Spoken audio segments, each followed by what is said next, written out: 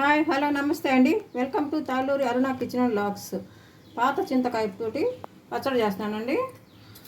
పాత చింతకాయ తొక్కు ఇది తీసుకొని నెక్స్ట్ తగినన్ని పచ్చిమిర్చి, ఆయిల్ వేడైందండి.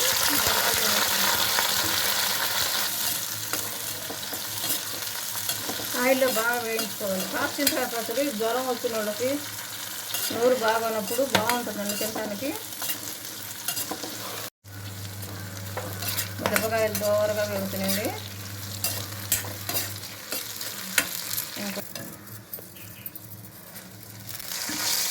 మిరపకాయలు వేగిపోయినాయండి, బాగా ఆయిల్లో ఫ్రై అయిపోయినాయి. తీసేస్తున్నాను. శనగగుండ్లు కూడా వేయించుకోవాలి, కాకపోతే నేను ఆల్రెడీ వేయించిన శనగగుండ్లే తీసుకున్నాను, అందువల్ల వేయించట్లేదు. మిక్సీ జార్ తీసుకున్నానండి. పచ్చిమిర్చి వేయించాను కదా, అవి ఆరనిద్దాము. వేయించుకున్న పల్లీలు సరిపోతుందండి. వెల్లుల్లి, చింతతొక్కు అండి. సాల్ట్ అనేది చూసి వేసుకోవాలి, ఎందుకంటే చింతతొక్కులో సాల్ట్ ఎక్కువ, ఉప్పు వేసి దంచుకుంటాం కాబట్టి ఎక్కువ ఉంటుంది. చూసి తర్వాత వేసుకోవాలి.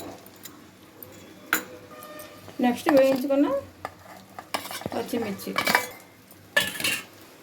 ఇవన్నీ గ్రైండ్ చేసుకొని వస్తాను. అయిపోయింది. కోర్సుగా వేసుకోవాలండి, రోట్లో వేసుకున్నట్టుగా వస్తుంది. ఇవి తాలింపు పెట్టుకున్నాం. ఆయిల్ వేసుకున్నాను. ఆయిల్ కొంచెం ఎక్కువ వేసుకుంటేనే బాగుంటుంది. కొన్ని ఎండుమిర్చి వేసుకున్నానండి. తాలింపు దినుసులు వేస్తున్నాను. నెక్స్ట్ కరివేపాకు, పచ్చాపచ్చ దంచుకున్న వెల్లుల్లి రేఖలు,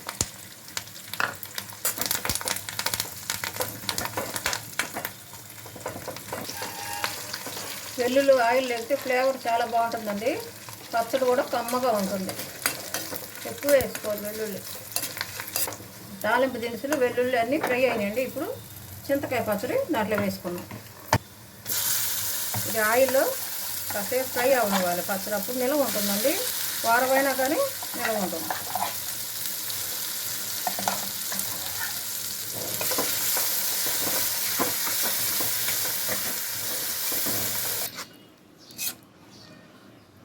అయిపోయింది తాలింపు. డిష్ అవుట్ చేసి చూపిస్తాను.